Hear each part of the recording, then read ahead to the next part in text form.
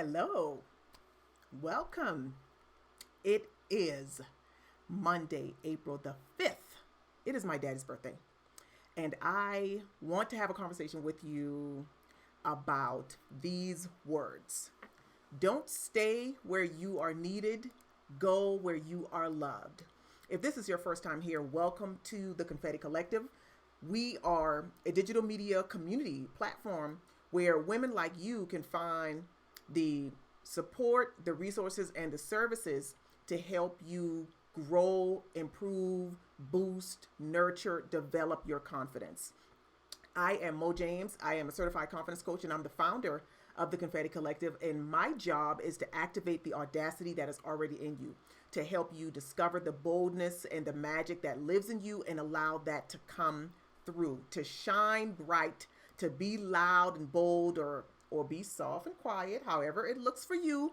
But that's what I am here to do. So I want to have this conversation with you tonight about this quote that I saw recently on the social medias, and it resonated with me because I immediately thought about an experience that I had with this a similar situation, and especially because the work that we do with women really kind of helps our community uh, discover their identity and lead with that, and not attaching that identity to what they do for other people, right? It's not about who you show up for if you're not first showing up for yourself. So we talk a lot about what that looks like and how it looks to activate your audacity and what confidence looks like on you. And this, like I said, this conversation does matter so much, and I wanted to have it with you all because society has sold women a bill of goods. Society has sold women, I mean, it's not even a pipe dream, it's like a fever dream, where you sick and you don't know what's going on. You all discombobulated, where it tells women that the prize is being needed. Like, it's sold us and we've bought into it that being needed by other people is the goal. We're conditioned to believe that our value and our worth comes from what we do for other people. And I'm just here to say that that's not true. That's not true. It supports this idea, this lie supports the idea that our job is to show up for others and don't even consider ourselves. And the thing is, I believe so many women buy into it because being needed serves our ego, right? It serves our ego, but it also creates a pattern of putting ourselves last, which doesn't support our self-worth, our self-esteem, our self-confidence. So let's jump into this conversation. And this is Mondays with Mo, you all. This is my weekly live show where I pop in and have conversations, real conversations, relevant conversations with women, about women, related to women, that we all need to have. Whether it's an internal dialogue that we need to discuss within ourselves or within our relationships. This process of growing and developing and nurturing our confidence really forces us to confront some things, address some things, and get clear on some things so we can move forward in that process. So, like I said already, society has conditioned women to thrive on being needed by others, right? It conditions us to identify our worth, value, identity based on what we do for everybody else. Oh, I'm married to this person. These are my children. I work here. I drive this. These people are my friends. That's what society, it's ingrained. It literally is like the air that we breathe.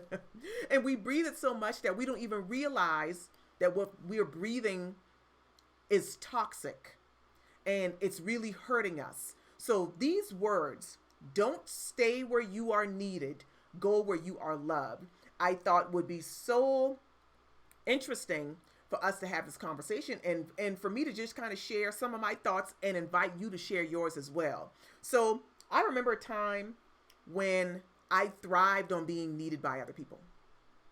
Like it felt good to be the person who people called on when they needed help. That feels good. That like I said, that inflates our ego. That makes us feel, oh well, you know, the party don't start till I get there. Nobody knows what's going on until I get there to tell them. That inflates our ego. It does. It does.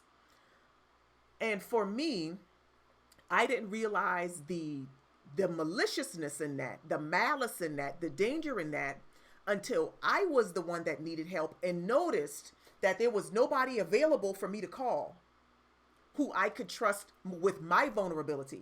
Because asking for help, that we're stepping into a vulnerable position. And we have to be able to trust the people that we are asking for help. We have to be able to trust those people with our vulnerability. And because I was in a situation where I was so conditioned to enjoy being the person that everybody else called on, I realized that I didn't have anybody that I could call on because I didn't trust the people around me with my vulnerability. That's a whole different conversation for a different time. But the thing is, with women specifically, we don't prioritize ourselves even when we realize, even once we recognize that pattern is dangerous and that pattern is hurting us, we still struggle with making the decision to leave certain situations because women are conditioned to be liked. We are supposed to prioritize being liked by everybody. We are supposed to be nice to everybody. And what people don't talk about, what we don't address, is the fact that creates in us a pattern of forgetting ourselves and centering other people. We forget our own needs. We shut down our own voices. We don't acknowledge our own feelings and emotions because we want to be liked so bad, we prioritize everybody else. That has to stop. So I remember when I read this quote, I'm going to read it again. Don't stay where you are needed, go where you are loved. I remember a time where I was asked to join an organization. Like the point of contact had reached out to me, had sent me some emails and had left me some voicemails and everything. And when I finally got on the phone with them, you know, they said, well, you know, I've been following you for a while and blah, blah, bloopity, bloopity, bloop. And I think you would be an asset to our organization. And I'm going to tell you this. Once upon a time, somebody telling me you will be an asset really would have blown my skirt up. Like that would have been a thing like, oh, okay, great. Okay, thank you. Thank you for thinking of me. That would have been the response, knowing full well that my ego is getting gassed up right now. So I'm having a conversation with this person, and they're running down all of the needs that the organization had at the time. And all of the needs aligned with what I did. So it seemed like the perfect match. But like I said, once upon a time, somebody telling me that they needed me would have been flattery. Instead, during this conversation, all I could hear was, these are all of the things that we want to take from you. This is the list of expectations that we will have for you. These are the burdens that we will expect to be able to place on you. That's the difference between going where you are needed. Because when you are needed, people only see you through the lens of that need. When you are needed, people forget that you are a human being because they only look at you as a repository of their needs. And that's what I heard so profoundly in that conversation. I wasn't flattered because this person was saying, I need you for this. Instead, I heard the expectations that they were going to have for me. And I also heard that there was going to be no empathy and no perspective given to my humanity. Because in the moment, I was a workhorse. That's why I agree with this sentiment. Don't stay where you are needed. Go where you are loved. Because when you are needed, people only see you through that scope. They don't allow you to have situations that might prevent you from fulfilling their needs. They don't allow you to be able to have anything else going on that might delay you meeting their needs. It's only about their needs. So I say no, thank you. No, thank you. I don't want to go where I am needed. I don't want to stay where I am needed. I want to go and be and sit and lay down and thrive in places where I am loved. And I'm going to tell you why. Because when you are needed, your value comes from what you do. It's only about what you do for people. But when you are loved, your value comes from who you are. There's no expectations. It's just acceptance. You are not looked upon as something that they go to just scoop out. Oh, I have some needs today. I'm going to just go scoop it out from Mo. I'm going to just go scoop out what I need from so-and-so. With no care for the wholeness of who you are. No, thank you. So my thoughts are, as it relates to this phrase, is I am no longer in spaces where I am needed. I removed myself from those spaces where I'm needed. If I'm not loved, I don't need to be there. Because, and for those of you that might be saying, well, Mo, but don't the people who love you need you? Yes, they do. But they love you first. The love comes first, not the need. When the need is the filter, that's all people see. When the love is the filter, there is room for you to be who you are. And that will be enough. The needs are the icing on the cake. It's not about what you're doing for them and only about what you're doing for them. So I want to encourage you. I want to invite you to not stay where you are needed and to go where you are loved. Oh, Teresa. Wow. So I'm saying this knowing full well the weight that doing this, I understand the gravity of the weight. I understand the gravity of the decision. This is not a low-key, lightweight decision that you have to make, but it is a decision that you have to make. Because the longer you allow people to treat you like a bucket that they can just show up to dump out when it suits them,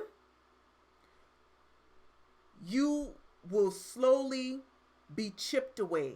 Yourself, your wholeness, your identity will slowly be chipped away. And then you will start to see your own self only for what you can do for other people. And your value is not there. That's not where your value is. Your value is in who you are. Your authentic self, your real self, your genuine self. If you show up and do nothing and don't lift a finger, the people that love you will be like, oh, hey, girl, come on in here. Because it's not about what you can do. It's not about what you can do. It's not about how you're meeting their needs. So again, don't stay where you are needed and only needed. And you know those spaces. You know the people, places, and things where your value is attached to what you can do for them. You already know. I want to invite you. First, I want to encourage you that you can make the decision. You can choose the thing. You can handle it. You can handle the weight of the decision, and you can handle, I don't want to use the word consequences because it's not a consequence. It won't be a consequence in the long run. It might look and feel like a loss initially, but it'll actually be a win for you. And I want you to get to your win. So don't stay where you are needed. Go where you are loved. Because when you are loved, everything else will align. Everything else will take care of itself. So find the spaces, the people, the places, the things where you are loved, and choose to only show up to those spaces every day. Because I promise you, that love that you're going to feel, that genuine love for the real person that you are, that's going to support you and nurture you in the way that you won't even realize you were missing. So give that to yourself. Please give that to yourself. And yet Teresa says, even if it's family, it needs to be a decision that is made. It does. We're responsible for our own growth and glow up and evolution. We're responsible for it. We can't put that on anybody else. It's up to us. It's our responsibility. So choose to go where you're loved. Thank y'all so much for tuning in. This has been a heavy conversation, I know, but it was necessary. And we can handle it. We can handle making those decisions. I would offer you, I'm going to say this and then I'm going to go for real. You continuing to hold on to the spaces where you are needed simply because they are familiar could be what's blocking the love that you've said you want. I'm going to say it again. Holding on to the spaces where you are needed simply because they are familiar could be what is blocking the love that you say you want. And I mean any type of love. What if you need to release so that you can receive? That's all I got. Let me know what you think in the comments. I'll catch you in the next broadcast. Bye.